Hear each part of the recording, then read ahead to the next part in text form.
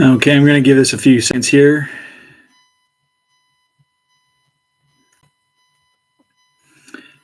Just for those of you who are on Instagram, I am currently live over on my YouTube channel. So go ahead and click on the link, and yeah, I'd love to have you tune in. It would be great.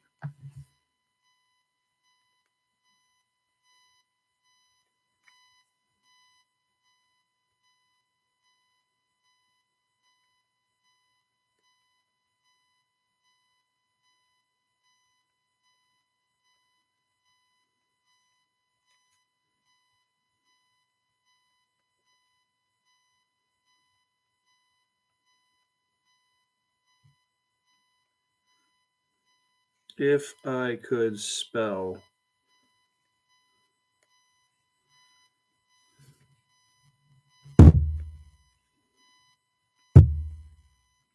So anyway, hey, so as the live stream is kicking off, happy holidays, everybody.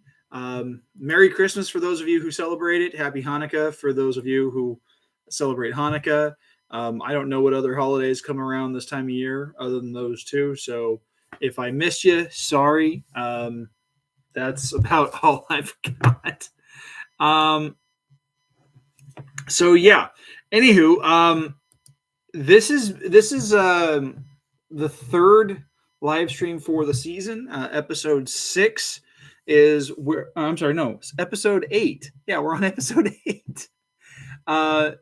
That's what we've got coming up here today. And so, as is in the video description, the discussion that we're having is talking about we're talking about my book reading goals and stuff like that. And I'm really excited because I've been doing a ton of reading over the course of the last year. I kept having to expand my reading goal, and it has been a fun experience. So I'm going to see if I can pull up.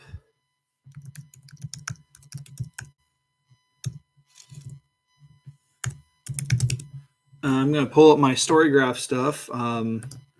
Signing in here.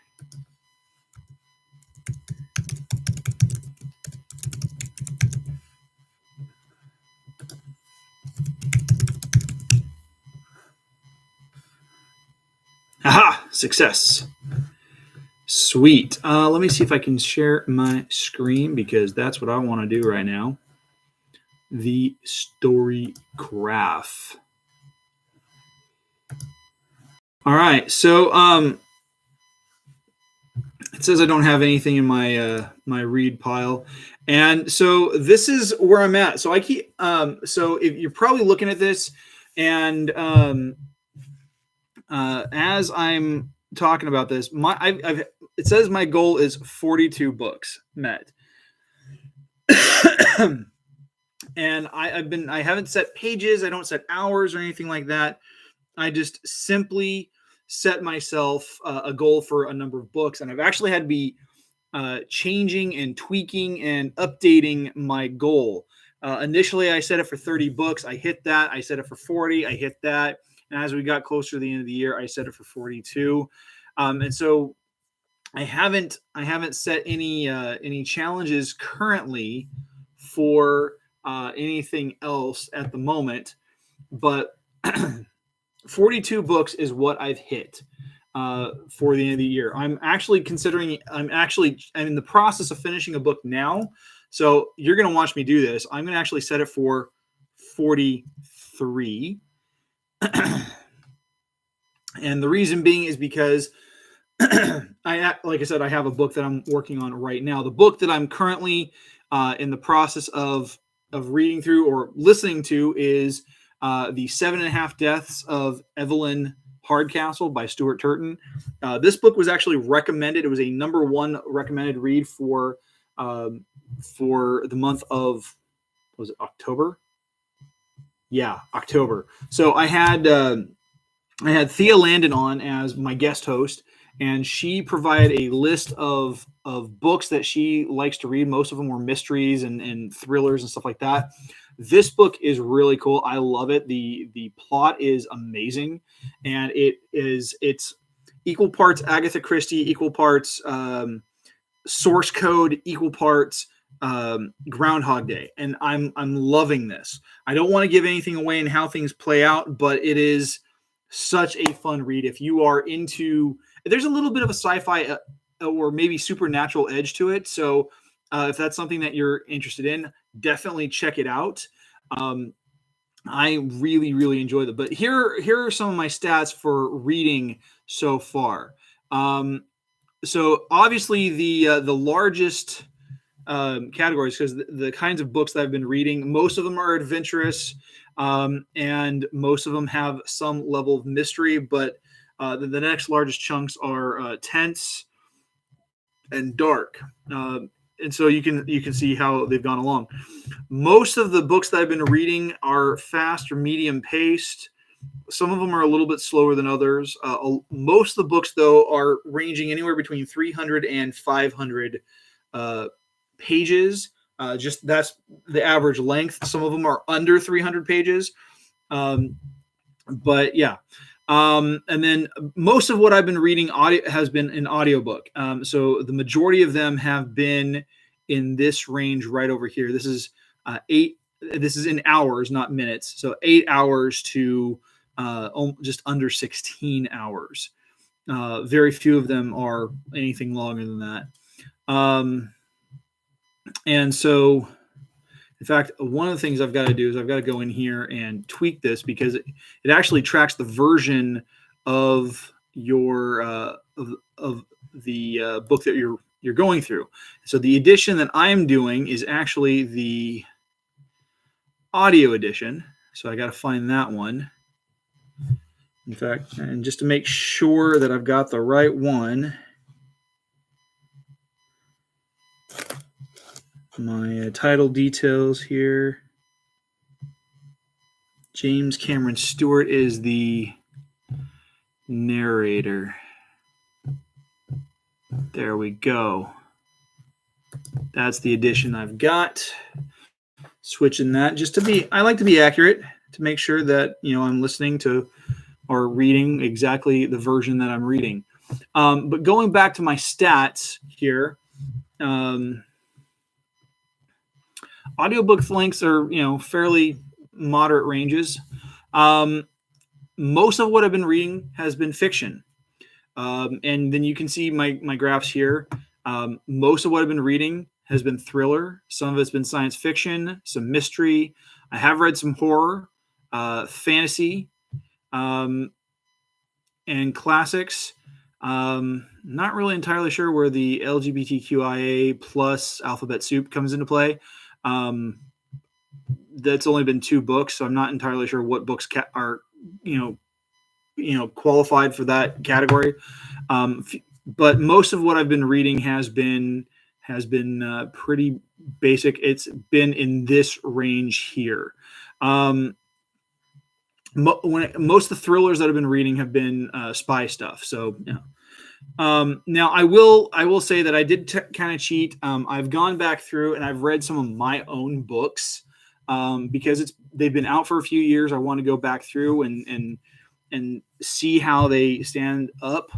And so I've read through the first 4 books of my series. I haven't read through book 5 because it's still fresh for me. But so I'm kind of tied with Steve Alton. I've read 4 of his books.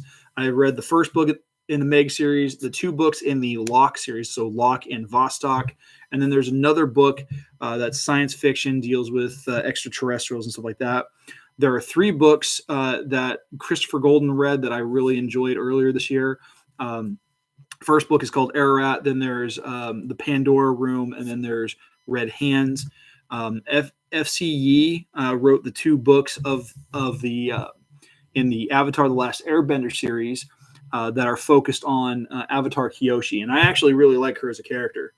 Then I read through the first 7 books in Ian Fleming's James Bond series. And I'm only focusing on the books by Ian Fleming. I'm not going to go outside of those books. And there's a particular series that was done, and so they end up.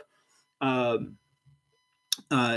whoever the narrator is, they've had some experience um, in working with or playing parts with James Bond to some degree or another. And so it's been really fun. My favorite book in the series is obviously Casino Royale. It's one of my favorite movies that's been adapted.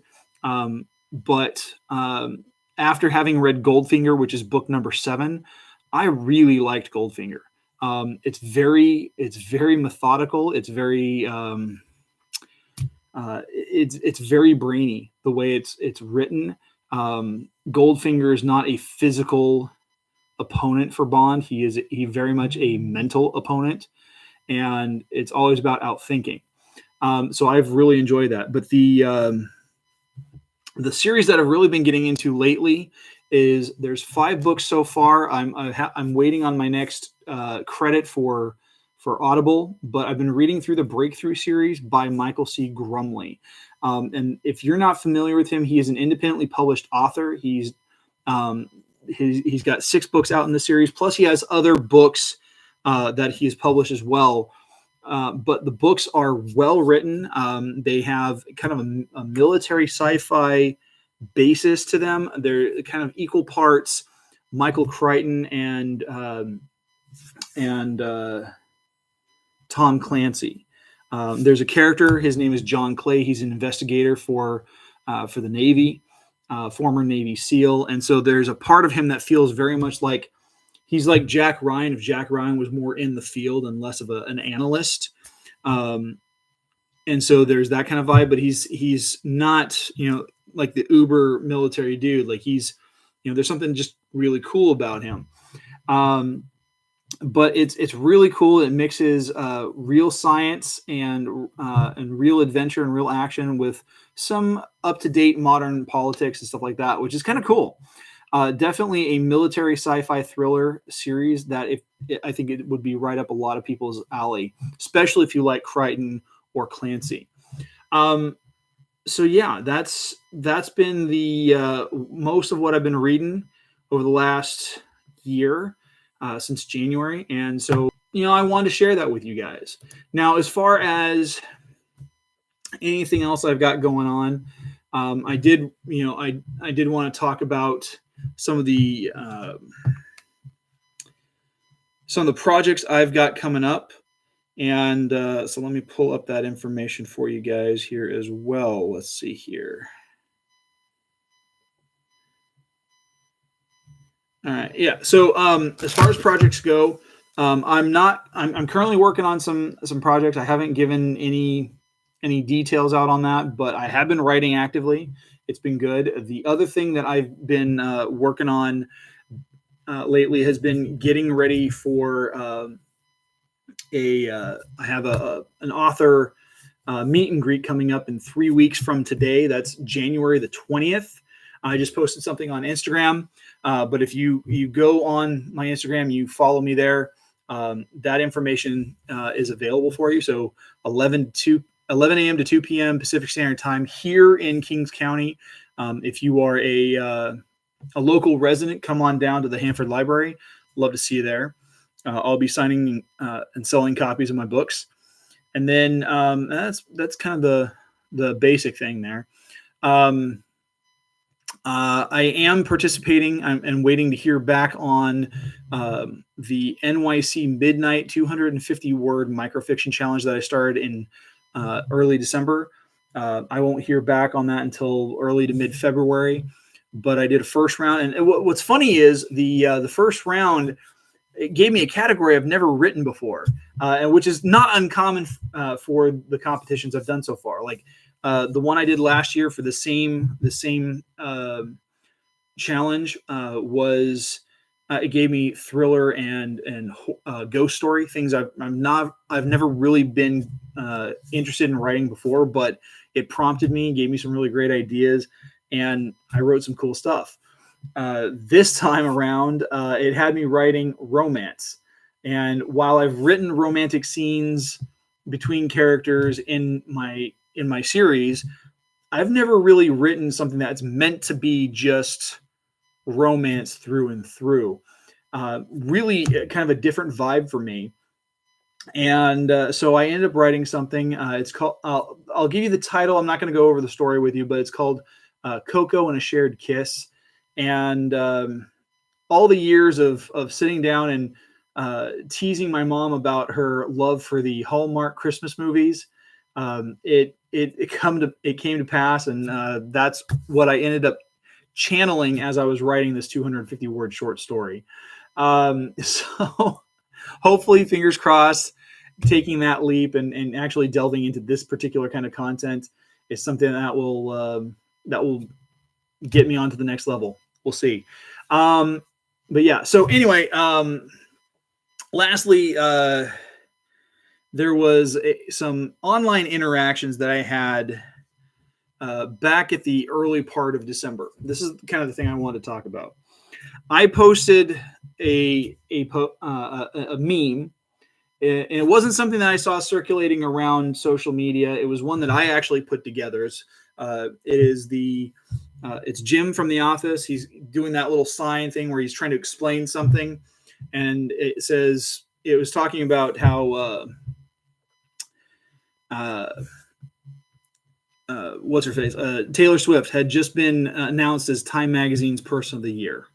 So it addresses that, and then the card below that says, "So is Adolf Hitler," which is true. It's a verifiable, true fact. In fact, he was nominated twice within just a few years of each other. So it's something that's on the record. It's historical, and the point of my joke was simply to say I don't care. Time Magazine's, the importance of who they select is really. It's really kind of pointless. It's doesn't make a whole lot of sense, and it's kind of arbitrary. That's been my whole take. I mean, I don't read Time Magazine. I haven't read it for more than 20 years, just because, whatever. I don't have any interest in it, and I had a lot of people asking me for verification on why I posted this or what the reason for it was. Other people agreed with it. They thought it was kind of, and we're talking about people who like Taylor Swift, others who don't care for Taylor Swift. And that's fine. Whatever. I don't have any personal qualms about Taylor Swift one way or the other. She sings well. She's very attractive. She's very talented, obviously. I think it's weird that we throw money at people and we give them some kind of important status just because they entertain us. I've met celebrities; they're just people. I couldn't care less. But that having been said, I had one person that whether I don't remember if I followed them or they followed me or what, but this individual was going off kind of half-cocked and trying to throw shade at me, saying that I'm a misogynist. That just simply making the comparison or making the clarification that it's an arbitrary award is tantamount to misogyny. And misogyny is a practiced habit of mistreating all women, not just discussing this one topic. It started going off on me, talking about how I'm doing it out of spite and jealousy because because Taylor Swift has a PhD and she's a billionaire. And I'm like, I don't care. I don't care what her achievements are. This is not about her. This is about Time Magazine and how arbitrary their award is. And that I was sticking to my guns on this one. I was sticking to my argument, and a lot of people came to my defense on that. And I argued my point without getting petty or insulting. She continued to make cutting remarks about me, ad hominem remarks. And so let me kind of give you a little bit of background on me. I grew up around attorneys. I'm not going to say which member of my family practices law, but I've grown up with at least one of my parents practicing law, doing stuff in that field. And so I've known attorneys. I've done pre-law classes. I've taken California criminal law. When I was in college, I did criminal investigation, because I was looking at possibly doing a career in law enforcement and stuff like that. So I've spent a lot of time around this area, this field, and whatnot. And as part of that, in high school and in college, I did debate, and you learn tactics for how to handle yourself in a debate. And one of the quickest ways to start losing a debate, and we see this happen all across the news, all across the media, is what's called an ad hominem debate. An ad hominem is a Latin phrase meaning against the man, or if we want to be a little bit more PC about it, against the person. You start making deliberate personal comments against that person's character, whether it's true or not. And it kind of, it's meant to be a distraction and to derail the actual debate instead of debating the actual points, the actual arguments, counter arguments, point, counterpoint, what have you. It's about going after the person. And it happens frequently. So this person started doing that, and I'm like, well, hey, look, this is what you're doing. I'm just simply calling you out for how you are arguing your case. And she's like, well, no, I'm not doing it. Well, you are. You've made personal comments about me as a human being that are fundamentally untrue. But one of the things that she pulled up was that Taylor Swift was that she had a PhD. And I'm like, yes, Taylor Swift does have a PhD. It is honorary. She did not go through the work to get any of that recognition, while she has worked hard in her career path.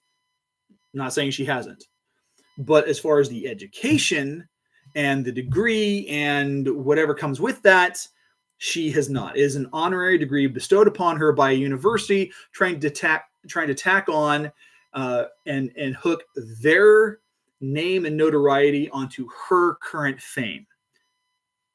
That's all it is, really. And it's bragging rights. She didn't go through the work.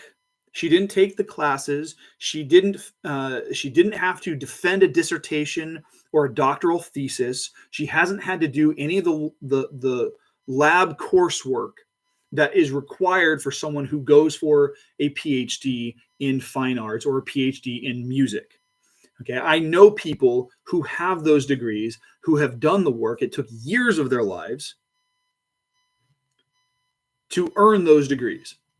Taylor Swift has not done that. While she has worked hard in her career, there's no doubt about that. She is not a doctor by earning it. She's a doctor in name only. And the only reason why a person should go for a doctorate degree is if they plan on teaching at that higher level. I don't see her doing that anytime soon in the next 20 to 30 years. I could be wrong. Who knows? But I think she has way more fun doing what she's doing because she's a natural performer. Anyway, that is to say, my interactions with people online, most of the time are meant simply to be funny. They're simply meant to be sarcastic, sometimes not taken seriously. Honestly, if anything, I am not anti-woman. I'm actually anti-celebrity. Some celebrities are cool. I've met some, but deep down, they're really just people. Many of them are very flawed, and we've seen that over the last few years, especially as, social media has become a thing, especially when we see people that we think are pretty fantastic who really are not. Case in point, Ezra Miller. The guy's a monster. And you can take that one to the bank. Look at all the things that he's done. Whether he's been convicted or not is not the point. It's the fact that we have evidence that shows exactly what he has done, whether he's serving jail time or not. And the guy's an absolute monster. But that is to say, my interactions are meant to be fun. They're meant to be a little combative and argumentative, but overall, I'm not out to get anybody. I'm not out to pull one over on people. I'm not out to hate on anybody. That's not how I roll. To be honest, I'm a misanthrope. I'm free of all prejudice. I hate everyone equally. Okay, if you're part of the human race, great. You're cool. People suck. Let's just call it for what it is. People suck. Human beings are absolutely the worst. I mean, we're the only species on the planet that it's like, well, if we can't have it, we'll just kill everything. You know, we're very greedy. We're very selfish. We're very self-involved, and that's what it is. I recognize that, and I actually make commentary towards this in my books. It's not a theme for my stories. And while my stories actually are a little bit more hopeful than I am as a person, that's just kind of how I roll. Anyway, we're coming to the end here. I've been rambling for the last 25 minutes about books and such, and so I want to wrap up with this. As I'm moving into the new year, going in from 2023 to 2024, just kind of keep your eyes open for things that are going to be coming up. I've got the meet and greet coming up in 3 weeks on January the 20th. But that same day is also going to be the next episode of The Right Way. I've got a great new top 10 list that I'm going to be putting together. I have my guest host is Stephanie Gallen from the Book Sirens, or I'm sorry, no, the Reading Sirens podcast.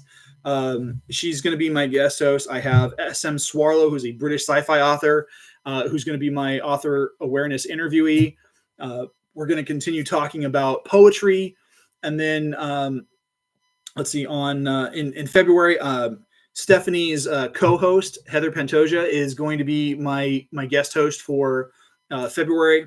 I've got a great new interview for that month as well, with a fantasy author out of Vancouver, British Columbia. So I've got a lot of cool stuff. And then, of course, obviously in April, we're going to have Author Awareness April. I've got 4 interviews lined up. It's going to be epic. So lastly, as I wrap up, if you guys get an opportunity, channel support would be great.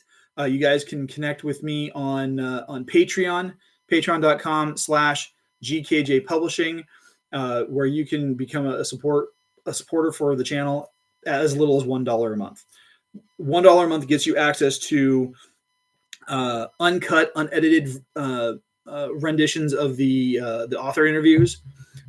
You get access to what else do you get access to? If for $3 you get access to the videos, to the interviews, plus you get a week's early access to Creators Corner. And then if you get the $5 access, you also get a special behind the scenes video that I do each month. There wasn't a behind the scenes video for December, which I apologize, mainly because this month has been just so crazy busy between me being sick, between dealing with the holidays, dealing with playing Santa for several Christmas parties, something I do on a yearly basis. It's been a busy month. Once January hits, things should kind of level back out. We'll get right back onto our usual thing here. But that's it for me. I hope you guys have a wonderful New Year. If you're watching this before New Year's Eve or New Year's Day, have a great New Year's Eve. Celebrate well, but make sure that you guys are staying safe. Enjoy your families. Enjoy that time. And I'll be back with another episode in 3 weeks and another live stream in 4 weeks. So have a good one.